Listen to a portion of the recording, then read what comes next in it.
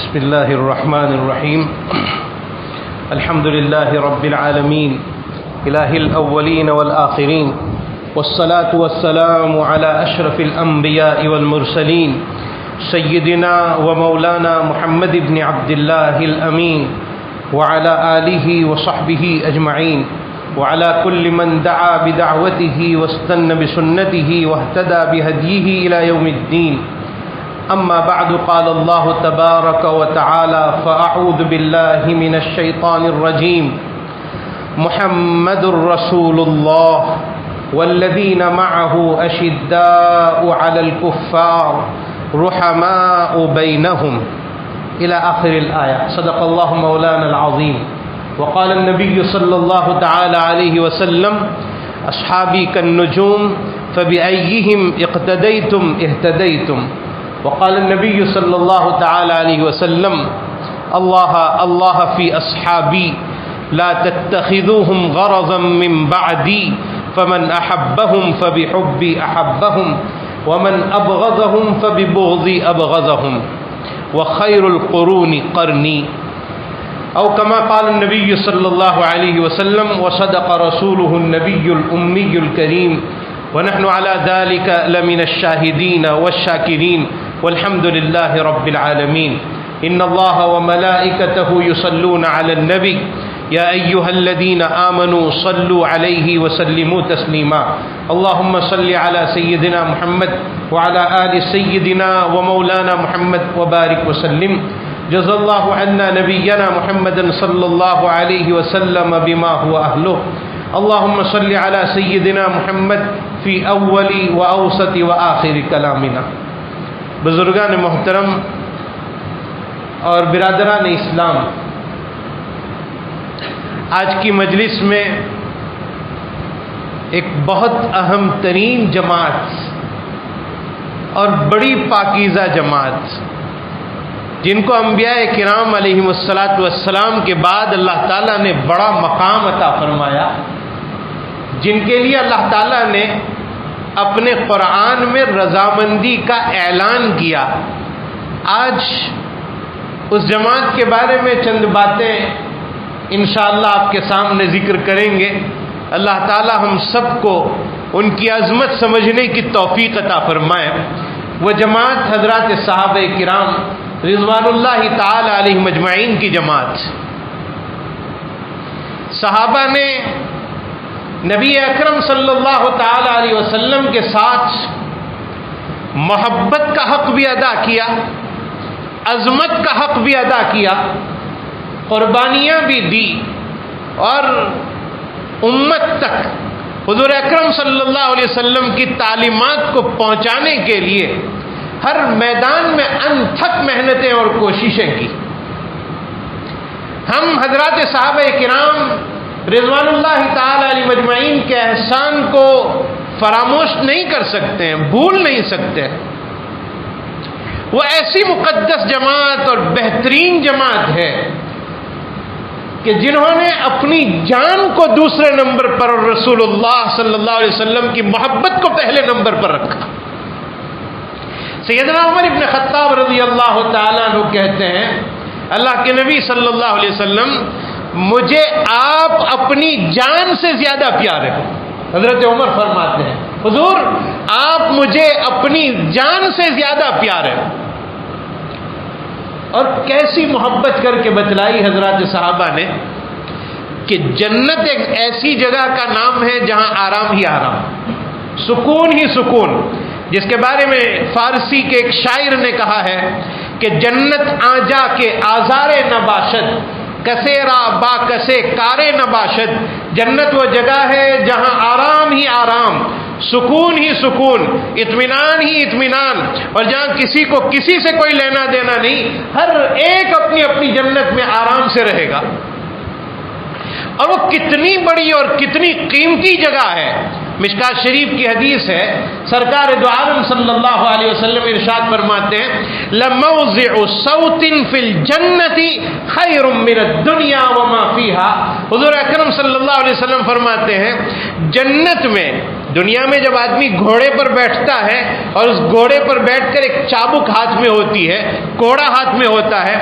اس چابک کے رکھنے کی جگہ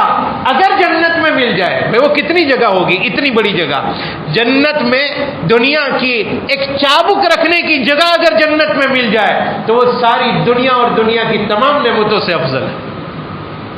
جنت میں کوئی تکلیف نہیں، سکون ہی سکون، آرام ہی آرام، اکلھا دائم وظلھا، جس کا کھانا کبھی ختم نہیں ہوگا، جس کا سایہ کبھی ختم نہیں ہوگا۔ دنیا میں ہم ایک آم جب توڑتے ہیں درخت سے تو وہ جگہ خالی ہو جاتی ہے، جنت میں ایک آم جب درخت سے ہٹے گا تو فوری طور پر دوسرا آم وہاں آ جائے گا۔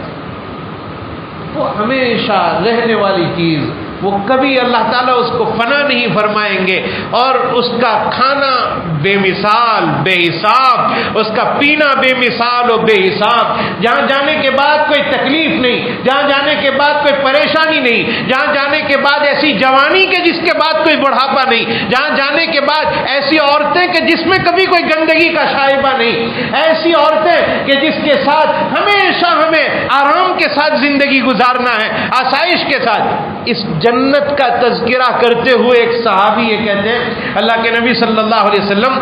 حضور کے ساتھ کیا لگاؤ تھا صحابہ کو، وہ میں ذکر کرنا چاہتا ہوں کہ حضور ہم جب جنت میں چلے جائیں گے تو ہم تو جنت میں نچلے درجے میں ہوں گے، آپ کو تو اللہ تعالیٰ بہت بہت بہت اونچے درجے میں رکھیں گے، لیکن وہ جنت کس کام کی کہ جس جنت میں آپ کا دیدار نہیں ہوگا۔ یعنی صحابی کے دل میں یہ بات ہے کہ جنت اگر مل بھی جائے لیکن اس جنت میں محمد الرسول اللہ صلی اللہ علیہ وسلم کا اگر دیدار نصیب نہ ہو تو وہ جنت کس کام کی۔ ہم آپ سے یہ پوچھنا چاہتے ہیں، حضور سے وہ کہہ رہے ہیں، ہم آپ سے یہ پوچھنا چاہتے ہیں کہ اللہ کے نبی جنت میں اگر آپ کا دیدار کرنا ہو تو ہم کیا کریں گے؟ حضور صلی اللہ علیہ وسلم نے بہت پیار بھرا جملہ ارشاد فرمایا انت مع من احببت، اے میرے صحابی تم جنت میں ان کے ساتھ رہو گے جن کے ساتھ تمہیں دنیا میں محبت رہی ہوگی، یعنی تم مجھ سے محبت کرو گے اللہ تعالیٰ جنت میں ساتھ نصیب فرمائیں گے۔ تو صحابہ کو یہ فکر تھی کہ حضور کا دیدار جنت میں ہوتا رہے، حضور کی محبت ان کے دلوں میں تھی۔ عبداللہ ابن مسعود رضی اللہ تعالیٰ عنہ بیان فرماتے ہیں، اور مسند احمد میں وہ روایت موجود ہے، حضرت عبداللہ ابن مسعود رضی اللہ تعالیٰ عنہ بیان کرتے ہیں کہ اللہ تعالیٰ نے ساری انسانیت کے دلوں کو دیکھا، سارے انسانوں کے دلوں کے اوپر ایک نظر دوڑائی اللہ تعالیٰ نے، ان میں سب سے اچھا دل جس کا تھا اس کو اپنے لیے اور آخری نبوت کے لیے چنا، یعنی محمد الرسول اللہ صلی اللہ علیہ وسلم، گویا انہیں چن کر سارے نبیوں کا امام بنایا، انہیں سب سے افضل بنایا، اللہ کے بعد سب سے بڑا رتبہ محمد الرسول اللہ صلی اللہ علیہ وسلم کا، اور پھر دوبارہ ساری انسانیت پر نظر ڈالی تو جن کے دل سب سے اچھے تھے ان کو میرے نبی کا وزیر یعنی صحابہ بنایا۔ تو صحابہ کا مقام بہت بلند، بہت اونچا مقام ہے، اللہ تعالی ہمیں ان کا مقام سمجھنے کی توفیق عطا فرمائے۔ اور صحابہ کرام رضوان اللہ تعالی علیہ مجمعین کا مقام کیوں بلند نہ ہو؟ انہوں نے قرآن کی ایک ایک آیت پر عمل کر کے بتلایا، انہوں نے حضور اکرم صلی اللہ علیہ وسلم کے ایک ایک فرمان پر عمل کر کے بتلایا۔ آپ نے جو فرما دیا صحابہ آمنا و صدقنا، ہم نے مان لیا، ہم تصدیق کرتے ہیں۔ صحابی ہر بات کو ماننے کے لیے تیار، حضور اکرم صلی اللہ علیہ وسلم کی کسی بات کو وہ ٹھکراتے نہیں تھے، قرآن کی کسی آیت کا وہ انکار نہیں کرتے تھے۔ سورہ حجرات میں اللہ تعالیٰ نے بیان فرمایا لا ترفعوا اصواتکم فوق صوت النبی، نبی کی آواز سے اپنی آواز کو بلند مت کرو۔ ایک صحابی ہیں حضرت ثابت ابن قیس رضی اللہ تعالیٰ عنہ، اس آیت کے نزول کے بعد اپنے گھر پر چلے گئے، گھر میں بیٹھ گئے۔ وہ ایک مقرر آدمی تھے، بہت اونچا بولنے والے آدمی تھے حضرت ثابت ابن قیس، ان کی فطری طور پر آواز ایسی تھی کہ وہ آہستہ بھی بولیں تو ایسا لگتا تھا زور سے بول رہے ہیں۔ ثابت ابن قیس اپنے گھر پر چلے گئے۔ حضور اکرم صلی اللہ علیہ وسلم کی عادت تھی کہ وہ اپنی مجلس میں بیٹھنے والوں کا برابر دھیان رکھتے تھے، کون حاضر ہے کون غیر حاضر ہے۔ حضرت ثابت ابن قیس رضی اللہ تعالیٰ عنہ کو چند دنوں غیر حاضر پایا تو حضرت سعد ابن معاذ رضی اللہ تعالیٰ عنہ کو بلایا اور بلا کر کہا اللہ کے نبی صلی اللہ علیہ وسلم نے کہ سعد کیا بات ہے، میں چند دنوں سے ثابت ابن قیس کو اپنی مجلس میں نہیں دیکھ رہا ہوں۔ سعد ابن معاذ رضی اللہ تعالیٰ عنہ کہتے ہیں اللہ کے نبی صلی اللہ علیہ وسلم وہ میرے پڑوس میں رہتے ہیں، ثابت ابن قیس میرے پڑوسی ہے، میں نے انہیں کوئی بیمار نہیں دیکھا ہے، مجھے ان میں کوئی بیماری نظر نہیں آئی، لیکن میں ابھی جاتا ہوں، میں ان سے پوچھوں گا کہ کیوں حضور کے دربار میں نہیں آتے ہو، حضور اکرم صلی اللہ علیہ وسلم کی مجلس میں غیر حاضری کیوں ہو رہی ہے؟ تو حضرت سعد ابن معاذ رضی اللہ تعالیٰ عنہ کھڑے ہوئے، اپنے گھر پر تشریف لے گئے، اپنے پڑوسی حضرت ثابت ابن قیس رضی اللہ تعالیٰ عنہ سے سوال کیا، ثابت چند دنوں سے آپ حضور کی مجلس میں نہیں آ رہے ہو، کیا بات ہے؟ حضرت ثابت ابن قیس کی آنکھوں میں آنسو آ گئے اور آ کر کہنے لگے کہ سعد تمہیں پتا ہے حضور اکرم صلی اللہ علیہ وسلم پر قرآن میں ایک آیت نازل ہوئی ہے، لا ترفعوا اصواتکم فوق صوت النبی، اپنی آواز کو نبی کی آواز سے بلند مت ہونے دو ورنہ خطرہ ہے کہ تمہارے اعمال ختم ہو جائیں گے۔ میری آواز قدرتی طور پر بہت بلند ہے، مجھے خطرہ لگتا ہے کہ میں بولوں گا اور حضور کی آواز سے میری آواز اوپر چلی جائے گی تو میرے تو اعمال ضائع ہو جائیں گے، میرے اعمال برباد ہو جائیں گے، مجھے اب خطرہ لگنے لگا، اس لیے میں حضور صلی اللہ علیہ وسلم کی مجلس میں حاضر نہیں ہو پاتا ہوں۔ حضرت سعد ابن معاذ حضور کے پاس گئے صلی اللہ علیہ وسلم، کہا اللہ کے نبی صلی اللہ علیہ وسلم ثابت اس لیے مجلس میں نہیں آ رہے ہیں کہ ان کی آواز بہت بلند ہے،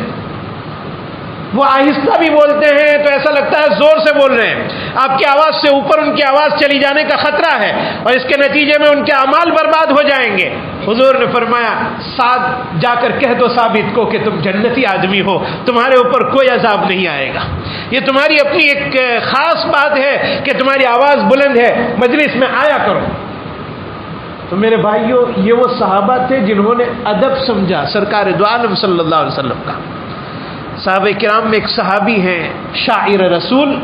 حضرت حسان ابن ثابت رضی اللہ تعالیٰ عنہ، یہ وہ صحابی ہے حسان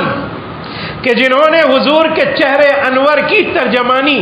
اپنے ان لفظوں میں کی، وَأَحْسَنَ مِنْكَ لَمْ تَرَ قَطُّ عَيْنِي وَأَجْمَلَ مِنْكَ لَمْ تَلِدِ النِّسَاءُ خُلِقْتَ مُبَرَّأً مِنْ كُلِّ عَيْبٍ كَأَنَّكَ قَدْ خُلِقْتَ كَمَا تَشَاءُ۔ حسان یہ کہتے ہیں کہ حضور آپ کا چہرہ ایسا منور، ایسا روشن اور آپ کو ایسا حسن و جمال اللہ تعالیٰ نے عطا فرمایا کہ آپ سے زیادہ حسین کسی ماں نے جنا نہیں اور آپ سے زیادہ حسین میری آنکھوں نے کبھی کسی کو دیکھا نہیں، آپ تمام عیب سے پاک بنا کر پیدا کیے گئے ہیں اور ایسا لگتا ہے آپ کو دیکھ کر کہ آپ جیسا چاہتے تھے اللہ نے آپ کو ایسا بنایا۔ حسان حضور کی تعریف کرتے ہیں۔ ایک مرتبہ حضرت حسان آ کر کہنے لگے حضور اکرم صلی اللہ علیہ وسلم کے سامنے اللہ کے نبی صلی اللہ علیہ وسلم قریش نے آپ کے بارے میں برا بھلا کہا ہے، بخاری شریف کی حدیث۔ حضرت حسان کہنے لگے اللہ کے نبی صلی اللہ علیہ وسلم قریش آپ کے بارے میں برا بھلا بول رہے ہیں، مجھے اجازت دیجئے میں ایسے اشعار کہوں گا کہ جن اشعار میں بھی قریش کو برا بھلا کہوں گا۔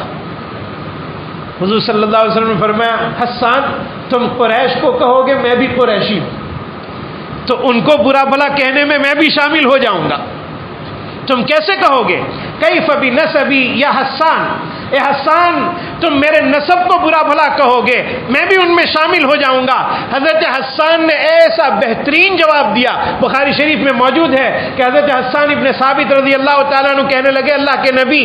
آپ گھبرائیں نہیں، میں قریش کو برا بھلا کہوں گا اور ان کو برا بھلا کہتے ہوئے آپ کو بیچ میں سے ایسے باہر نکال دوں گا، اس برائی میں آپ کو شامل نہیں ہونے دوں گا، ایسے باہر نکال دوں گا جیسے آٹے سے بال کو باہر نکال دیا جاتا ہے۔ تو یہ تعلق تھا حضرات صحابہ کرام کو اپنے نبی صلی اللہ علیہ وسلم سے، انہوں نے حق ادا کر کے بتلایا، اور جہاں قربانی دینے کا منظر پیش آیا، چاہے وہ بدر کا میدان ہو، چاہے وہ احد کا میدان ہو، چاہے وہ خندق کا میدان ہو اور چاہے وہ حنین کا میدان ہو، ہر میدان میں صحابہ آگے بڑھے ہیں اور جہاں دنیا والے قربانی دے کر اپنے پسینے کو بہاتے ہیں انہوں نے اپنے خون کو بہایا۔ انہوں نے یہ فکر نہیں کی ہے کہ ہمارا کیا ہوگا، ہم مر گئے، ہمارے پیچھے ہمارے بیوی بچوں کا کیا ہوگا۔ ہر حال میں وہ آگے بڑھتے تھے، اور گویا ان کی زبان پر یہ الفاظ ہوتے تھے کہ اگر ہم شہید ہو گئے تو جان دی ہوئی اسی کی تھی، حق تو یہ ہے کہ حق ادا نہیں ہوا۔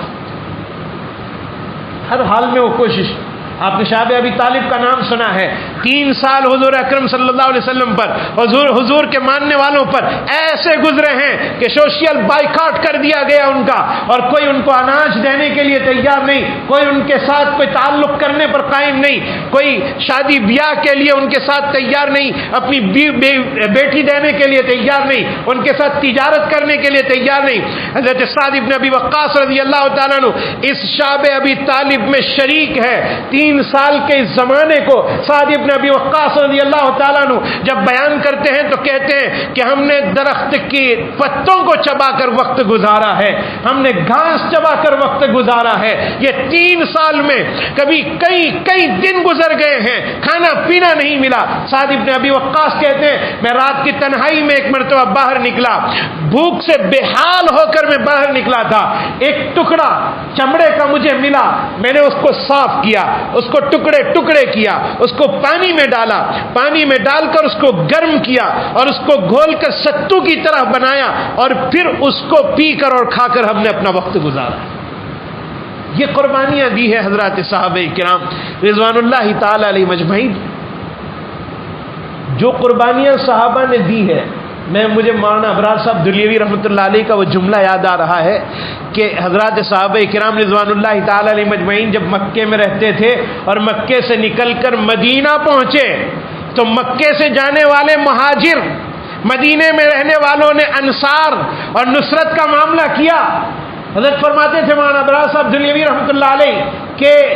انصار نے ایسی مدد مہاجرین کی ہے کہ اگر قسم کھا کر کہا جائے تو غلط نہیں ہوگا کہ اس آسمان کے نیچے اور اس زمین کے اوپر ایسی مدد کہیں تاریخ میں مل نہیں سکتی ہے کہ جنہوں نے انصار نے اپنے مہاجرین کو کہا اے میرے بھائی تم اب ہمارے بھائی ہو چکے ہیں، میری اتنی جائیداد ہے، آدھی تمہاری آدھی میری 2 بیویاں ہیں، دیکھ لو جو تمہیں پسند ہو میں اسے طلاق دے دوں گا، اسے تم نکاح کر لینا۔ یہ قربانی تاریخ میں کسی نے نہیں پیش کی ہے، اور اب آنے والے زمانے میں کوئی نہیں پیش کر سکتا۔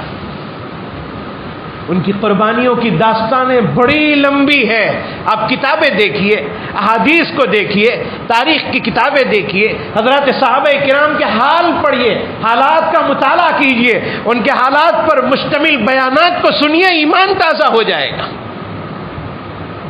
تو بڑی خدمتیں دی ہے، لیکن میرے بھائیوں بہت دکھ کے ساتھ میں نے خاص ایک بات سمجھانے کے لیے 1 مہینہ پہلے جب مجھے یہاں کی دعوت دی گئی تو میں اس مضمون کو میں نے سوچا تھا کہ پانولی پہنچ کر عظمت صحابہ کو انشاءاللہ بیان کریں گے۔ میں اس کو آپ کے سامنے ذکر کر رہا ہوں، حالات نازک ہیں اس لیے اس مضمون کو میں آپ کے سامنے ذکر کرتا ہوں۔ بہت تکلیف کی بات ہے کہ ایسی مقدس جماعت جنہیں صحابہ کہا گیا، ایسی مقدس جماعت جن کے لیے رضی اللہ عنہ ورضوا عنہ کے نغمے بولے گئے، جن کے لیے قرآن میں آیتیں اتری، صدیق اکبر نے اگر تاج کا لباس پہنا تو فرشتوں نے بھی اسے پہنا ہے، وہ ایسی مقدس جماعت جن کی رضامندی اللہ تعالیٰ نے بیان کر، آج کچھ زبانیں صحابہ کے خلاف بولنے لگی۔ کچھ لوگ ہیں جو صحابہ کرام کے خلاف بولنا ہے، بہت تکلیف ہوتی ہے۔ ہمارے حضرت مولانا سید ابرار احمد صاحب دلیوی رحمۃ اللہ علیہ نے ایک واقعہ ذکر کیا ہے۔ مکہ مکرمہ میں ایک آدمی یمن سے، بڑے بزرگ آئے تھے، یمنی بزرگ، نیک دل آدمی، اچھی صفت کے مالک، مکہ مکرمہ آئے تھے حج کرنے کے لیے، اور حج کرنے کے بعد مدینہ منورہ پہنچے روضہ رسول پر سلام پیش کرنے کے لیے صلی اللہ علیہ وسلم۔ روضہ رسول پر ہے اور حضور کو سلام پیش کر رہے ہیں، اور آگے بڑھے سیدنا صدیق اکبر کو سلام پیش کیا، حضرت عمر ابن الخطاب رضی اللہ تعالیٰ عنہ کو سلام پیش کیا، اور سلام پیش کرنے کے بعد وہ وہیں کھڑے تھے کہ ایک آدمی آیا اور آ کر کہنے لگا بھائی ہم آپ کو دعوت کرانا چاہتے ہیں، آپ آؤ نا ہمارے گھر پہ، ہم آپ کو کھانا کھلانا چاہتے ہیں، دعوت دینا چاہتے ہیں، آپ چلیے ہمارے ساتھ۔ وہ بزرگ بیچارے چلے گئے، بزرگوں کا معاملہ صاف ستھرا ہوتا ہے، بے تکلف معاملہ ہوتا ہے۔ وہ ساتھ چلے گئے اور جانے کے بعد اس آدمی نے کچھ آدمیوں کو تیار کر رکھا تھا۔ جیسے یہ بزرگ وہاں پہنچے ان کے اوپر حملہ کر دیا گیا اور حملہ کر کے ان کی زبان کو کاٹ دیا، زبان کو باہر کھینچ کر ان کو کاٹ دیا، اور کاٹ کر ان کے ہاتھ میں، وہ کاٹنے والا شیعہ آدمی تھا، صحابہ کا مخالف، ابو بکر و عمر کا مخالف تھا رضی اللہ عنہما، تو وہ زبان کاٹ کر ہاتھ میں دیتا ہے اور یہ کہتا ہے کہ یہ تمہاری وہ زبان ہے جس سے ابھی تھوڑی دیر پہلے تم ابو بکر و عمر کو سلام کر رہے تھے اور ان کے لیے دعا کر رہے تھے، یہ تیری زبان بھی نہیں رہے گی اور آج کے بعد تو ان کی تعریف بھی نہیں کر پائے گا۔ وہ زبان کو ہاتھ میں لیے روتے ہوئے، بھئی جس کی زبان کاٹ دی جائے کیا حال ہوا ہوگا، وہ اپنی زبان اپنے ہاتھ میں، کٹی ہوئی زبان اپنے ہاتھ میں لے کر دوبارہ روزے رسول کے پاس پہنچے، بیٹھ گئے وہاں، زارو قطار رو رہے ہیں اور روتے روتے روتے گویا نڈال ہو گئے، آنکھ لگ گئی، نیند آ گئی۔ تو سرکار دو عالم صلی اللہ علیہ وسلم کو خواب میں دیکھا، پوچھا کیوں رو رہے ہو؟ کہا اللہ کے نبی یہ دیکھو نا فلاں آدمی نے میری زبان کاٹ دی، میں ابو بکر کی تعریف کرتا تھا، عمر کی تعریف کرتا تھا، صحابہ کی تعریف کرتا تھا، اس تعریف کے پاداش میں میری زبان کو کاٹ دیا گیا اور میرا ہاتھ میں دے دیا گیا۔ حضور اکرم صلی اللہ علیہ وسلم نے فرمایا کہاں ہے تمہاری زبان؟ لاؤ لاؤ مجھے دو۔ حضور نے اپنے دست اقدس میں اس زبان کو لیا اور لے کر کہا اپنا منہ کھولو، منہ کھلوایا گیا اور پھر اس منہ کے اندر اس زبان کو رکھا، اس بزرگ کی آنکھ کھل گئی۔ آنکھ کھلنے کے بعد دیکھتے ہیں کہ زبان ویسی ہی ہے جیسے پہلے تھی۔ اللہ نے دوبارہ ان کو بولتا کر دیا، نطق عطا کر دیا، زبان دوبارہ گویائی عطا کر دی۔ پھر وہ چلے گئے اپنے گھر۔ اللہ تعالیٰ نے دوبارہ انہیں موقع دیا، دوسری مرتبہ، دوسرے سال پھر وہ حج کے لیے آئے یا عمرے کے لیے آئے، مکے میں ٹھہرے، حج کیا، طواف کیا، یا عمرے کے لیے آئے تھے عمرہ کیا، اور اس کے بعد پھر مدینہ پہنچے، پھر روضہ رسول پر حاضر ہوئے، پھر صلاۃ و سلام پیش کیا، پھر حضرت ابو بکر و عمر کی تعریف کی، اور وہیں ایک آدمی آیا اور آ کر کہنے لگا حضرت چلو آپ کو ہم دعوت کرانا چاہتے ہیں۔ بعض بزرگوں کو اللہ تعالیٰ نے ایسا صبر اور ایسا تحمل عطا کیا ہے کہ وہ یہ نہیں کہتے ہیں کہ پچھلی مرتبہ میرے ساتھ یہ معاملہ ہوا تھا میں نہیں آؤں گا۔ اپنے یہاں گجراتی میں کہوت ہے کہ دودھنو داجیلو چھاسما پھوک ماری لیتی ہے۔ یہ بزرگ نے ایسا نہیں کیا، انہوں نے کہا چلو ہم آپ کے ساتھ چلتے ہیں۔ اب وہ جو آدمی لے کر گیا ہے وہ واقعتاً بہت بڑی دعوت کا اہتمام کرتا ہے، اچھا کھانا کھلاتا ہے، اچھا پلاتا ہے، اچھے مشروبات کا انتظام کرتا ہے، اور کھانا کھانے کے بعد وہ بزرگ سے یہ کہہ رہا ہے کہ حضرت آپ ہمارے گھر میں ایک کونے میں ایک کمرہ ہے، میں آپ کو ایک چیز دکھانا چاہتا ہوں، چلو آپ ہمارے ساتھ۔ کہا کیا دکھانا چاہتے ہو؟ وہ کمرے میں لے گئے، تنگ و تاریک کمرہ تھا، بند کمرہ تھا، تالا لگایا گیا تھا، اسے کھولا گیا، اندر کھول کر دیکھا تو زنجیر میں کتا بندھا ہوا تھا۔ حضرت نے پوچھا کہ بھئی یہ کیا دکھانے آئے ہو مجھے؟ کہا یہ آپ جانتے ہو یہ کون ہے؟ کہا میں نہیں جانتا، یہ تو کتا ہے۔ کہا کتا نہیں ہے، یہ میرا باپ ہے جس نے پچھلے سال تمہاری زبان کاٹ لی تھی، اللہ نے اسے کتا بنا دیا۔ یہ وہ صحابہ کرام کی مقدس جماعت ہے کہ جن کے بارے میں برا بولنے والا ہو سکتا ہے دنیا میں چھوٹ جائے، آخرت میں وہ نہیں چھوٹ پائے گا۔ اللہ ایسے لوگوں کو پسند نہیں فرماتے ہیں کہ جنہوں نے دنیا میں ایسی بے مثال قربانی پیش کی کہ اپنا سب کچھ لٹا دیا۔ سیدنا صدیق اکبر اور عمر ابن الخطاب رضی اللہ تعالیٰ عنہما کا وہ واقعہ آپ کو پتا ہے کہ ایک مرتبہ آپ صلی اللہ علیہ وسلم نے اعلان فرمایا کہ بھائی اللہ کے لیے تعاون کرو، مدد کرو، چندے کا اعلان ہوا۔ صدیق اکبر اور عمر ابن الخطاب اپنے اپنے گھر پر ہیں۔ حضرت عمر کہتے ہیں میرے پاس اس وقت مال تھا، میں نے سوچا کہ چلو آج میں ابو بکر سے آگے بڑھ جاؤں، ابو بکر سے آگے نکل جاؤں، ہر مرتبہ ابو بکر آگے نکل جاتے ہیں، آج میں آگے نکل جاؤں، تو اپنا آدھا سرمایہ لے کر پہنچے ہیں اور حضور کے سامنے پیش کیا۔ حضور نے پوچھا عمر کیا لے کر آئے ہو؟ کہا نصفت مالی نصف لی و نصف سبیل اللہ، میں آدھا مال کر کے آیا ہوں، آدھا اپنے گھر چھوڑ کر آیا ہوں، آدھا آپ کے دربار میں لے کر آیا ہوں، آپ اسے قبول کر لیجئے۔ تھوڑی دیر میں حضرت صدیق اکبر ایک گٹھڑی لے کر آئے۔ حضور نے پوچھا کیا لے کر آئے ہو؟ فرمایا ھذا کل مالی ما یتیسر اللہ لی، یہ پورا مال لے کر آیا ہوں میرے گھر میں جتنا تھا۔ کہا ماذا ترکت لأہلک، اپنے گھر والوں کے لیے کیا چھوڑ کر آئے ہو؟ کہا ترکت لأہلی اللہ ورسولہ، میں اللہ اور اللہ کے رسول کا نام چھوڑ کر آیا ہوں گھر پر۔ یہ وہ صحابہ ہے جنہوں نے مال کبھی نہیں دیکھا،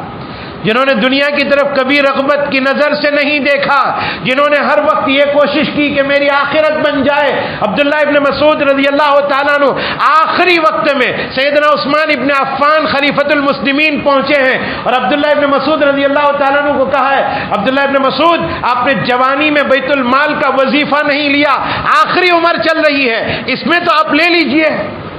آپ کی لڑکیاں ہیں ان کو کام لگے گا۔ عبداللہ ابن مسعود رضی اللہ تعالیٰ عنہ کہتے ہیں عثمان آپ کو میری بچیوں کے فقر و فاقے کا ڈر لگ رہا ہے، خوف لگ رہا ہے؟ میں نے میری بچیوں کو سورہ واقعہ سکھا دی ہے، وہ روزانہ رات میں پڑھتی ہے، اللہ کبھی ان کو بھوکا نہیں رکھے گا۔ میرے بھائیوں یہ وہ مقدس جماعت ہے جن کا اعتماد قرآن کے اوپر اعلیٰ درجے کا، حضور کے اوپر اعلیٰ درجے کا اعتماد، لیکن آج کچھ زبانیں دراز ہو رہی ہے صحابہ کے خلاف، صحابہ کے خلاف کچھ لوگ بول رہے ہیں۔ میں اخیر میں ایک بات کی درخواست آپ حضرات سے کرتا ہوں، اور اس کا مخاطب میں پہلے اپنے آپ کو کرتا ہوں اور پھر آپ حضرات کو کہتا ہوں۔ پہلے میں اپنے آپ کو کہہ رہا ہوں، میں اس کا مخاطب پہلا ہوں، اور پھر آپ حضرات ہیں کہ آج کے اس ترقی کے دور میں کئی لچھے دار تقریر کرنے والے، بہت اچھا بولنے والے، جن کے بولنے پر ہم گھنٹوں تک سنتے رہیں، ایسی چرب زبانی رکھنے والے، ایسا اچھا بولنے والے آج انٹرنیٹ پر موجود ہیں اور وہ بول رہے ہیں۔ بہت اچھا لکھنے والے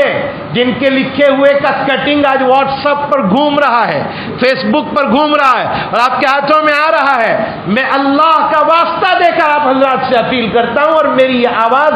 جہاں جہاں تک آپ دوسروں کو کہہ سکتے ہو کہیے، آپ اس بات کو پہنچائیے دوسروں تک کہ اللہ کا واسطہ دے کر یہ کہتا ہوں، اللہ کے واسطے ہر وہ آدمی جو ذرہ برابر کسی صحابی کے خلاف بولے، میں اللہ کا واسطہ دیتا ہوں ان کی تقریریں مت سنو،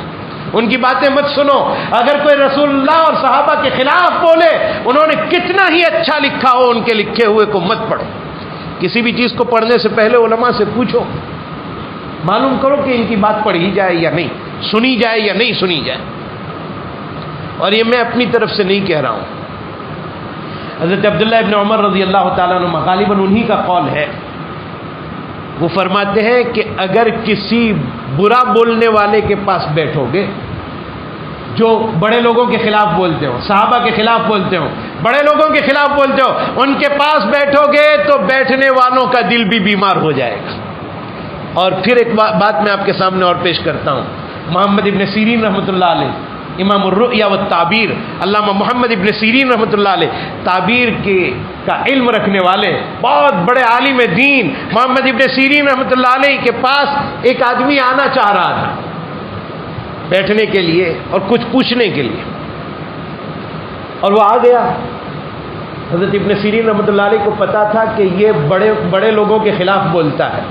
نئی نئی باتیں کہتا ہے، بری باتیں بولتا ہے، بڑوں کی توہین کرتا ہے۔ محمد ابن سیرین رحمۃ اللہ علیہ نے فرمایا چلے جاؤ یہاں سے، مت بیٹھو میرے پاس، اور وہ کھڑا نہیں ہو رہا تھا۔ محمد ابن سیرین رحمۃ اللہ علیہ نے فرمایا قم، کھڑے ہو جاؤ، ورنہ تم نہیں کھڑے ہوگے میں مجلس چھوڑ کر چلا جاؤں گا، مجھے تم سے نہیں بات کرنی۔ وہ آدمی چلا گیا۔ ایک آدمی نے پوچھا کہ حضرت یہ آدمی آپ کے پاس آیا تھا ملنے کے لیے، بیٹھنے کے لیے، کچھ دیر بیٹھتا، کچھ باتیں کرتا، آپ نے کیوں اس کو بھگا دیا؟ محمد ابن سیرین رحمۃ اللہ علیہ نے فرمایا کہ یہ آدمی برا آدمی ہے، گویا وہ بڑے لوگوں کے خلاف بولتا ہے، میں نہیں چاہتا کہ اس کی کوئی بات میرے کانوں میں آ جائے اور کانوں میں آ کر اس کی وہ بات میرے دل میں پہنچے اور کسی بڑے کے بارے میں کوئی شک میرے دل میں پیدا ہو اور وہ شک لے کر میں قبر میں پہنچوں، مجھے یہ پسند نہیں ہے۔ اس لیے کسی ایسے بہت بہت اچھا بولنے والے لوگ ہیں دنیا میں، لیکن وہ صحابہ کے خلاف بھی کچھ لوگ ہیں جو بول رہے ہیں. اور میں حافظ عماد الدین ابن کثیر رحمۃ اللہ علیہ کی بات میں آپ کو ذکر کرتا ہوں کہ قرآن کریم میں کہا، حضرت فرماتے ہیں حافظ ابن کثیر رحمۃ اللہ علیہ کہ قرآن ایک جماعت کے بارے میں کہہ رہا ہے رضی اللہ عنہم ورضوا عنہ، اللہ ان سے راضی اور وہ اللہ سے راضی. اور اب کچھ لوگ برائی کرتے ہیں تو حافظ ابن کثیر فرماتے ہیں کہ بھلا وہ لوگ جن کی تعریف میرا اللہ کرے، بھلا وہ جماعت جن کے بارے میں اللہ یہ کہے میں ان سے راضی، جن سے اللہ راضی. آج کچھ لوگ ایسے پیدا ہو گئے کہ وہ لوگ ان صحابہ سے ناراض ہو رہے ہیں. اللہ تو ان سے راضی ہے اور کچھ لوگ ان صحابہ سے ناراض ہو رہے ہیں. اس لیے میرے بھائیوں، بہت سے جبہ قبہ پہننے والے، بہت سے عمامہ باندھنے والے، بہت سے ایسے لوگ جن کو دیکھ کر ایسا لگے گا کہ یہ تو بہت نیک آدمی ہیں، بڑا آدمی ہیں، صحابہ کے خلاف اگر بولتے ہیں تو کوئی بڑا نہیں ہے میرے بھائی.